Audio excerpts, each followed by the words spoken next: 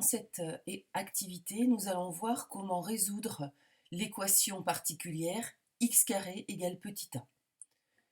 Alors, voilà un dialogue entre une jeune fille et Maxime, un garçon. Je le lis. Choisis un nombre entier relatif, calcule le double de son carré, dis-moi ce que tu trouves et je te dirai quel nombre tu as choisi. Je trouve 18. Tu aurais donc choisi 3 et non, raté. Alors, essayons de mettre le problème en équation. Donc, nous devons partir d'un nombre x. X est un nombre. Alors, nous devons calculer le double de son carré.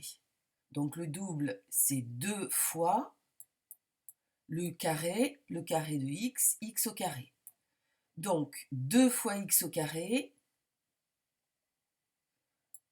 d'après la réponse de Maxime, je trouve 18.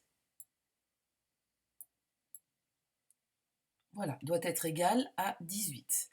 Donc, comme pour toute équation, pour déterminer la solution de l'équation, il faut isoler x. Donc ici, on va neutraliser le 2 en divisant par 2 de chaque côté.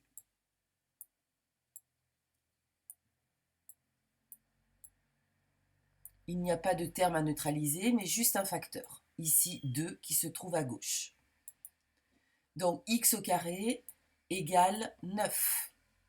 Alors, cette équation est un petit peu particulière, elle est de degré 2. Or, jusque-là, tu n'as appris à résoudre que des équations de premier degré. Donc, avec x tout seul. Ici, on a x au carré.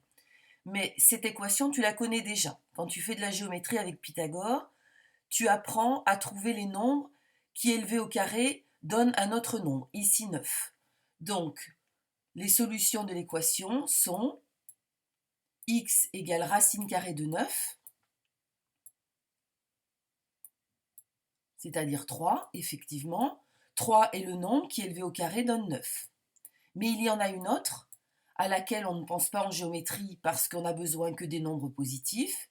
Mais l'autre solution, c'est moins 3. En effet, moins 3 au carré fait aussi 9. Donc, il y a deux solutions, x égale moins 3, et la solution à laquelle pensait Maxime.